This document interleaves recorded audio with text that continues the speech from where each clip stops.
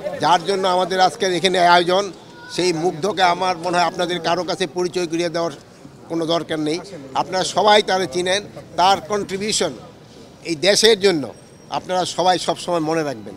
তার এই স্মৃতির জন্য আমাদের এই এপিবিএন ব্যাটালিয়নের এলাকায় তার একটা অফিস, যে অফিসে বসে তিনি অফিস করতেন, ওটার কাজকে উদ্বোধন করা হলো এবং তার নামে এই স্কুলে একটা গেট প্রতিষ্ঠা করা হলো। আপনারা সবাই মুগ্ধর জন্য দোয়া করবেন, আল্লাহ যেন এর ব্যস্ত নসিব করে। এরা কিন্তু সবাই শহীদের মর্যাদা পেয়েছে, এরা কিন্তু সবাই শহীদ হয়েছে। শুধু মুগ্ধ নয়, এই ইসে যারা যারা শাহাদাত বরণ করেছে সবার জন্য আপনারা দোয়া করবেন, এরা সবাই যেন শহীদের মর্যাদা পায়। এবং যারা অসুস্থ আছে তাদের সুস্থতা সবাই কামনা করবেন। এবং যারা অসুস্থ আছে এই সবাই চিকিৎসা ব্যবস্থা কিন্তু সরকার করবে। এদের যদি বিদেশে পাঠানো দরকার হয় তাও ব্যবস্থা করা হবে। এটার জন্য কোনো কিছুতে কোনো রকম কার্পণ্য করা হবে না।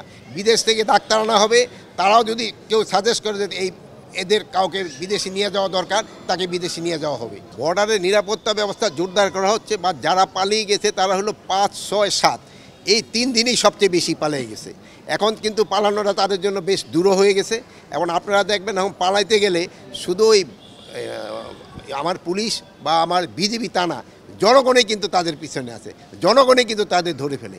এখন পালানোটা খুব একটা সুবিধাজনক তাদের জন্য হচ্ছে না।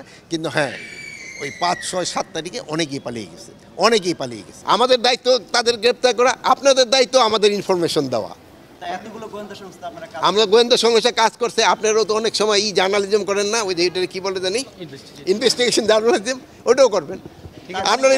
আপনারও জানলে তাদের কাউকে ছাড়া হবে না, জানলে কেউ ছাড়া পাবে না।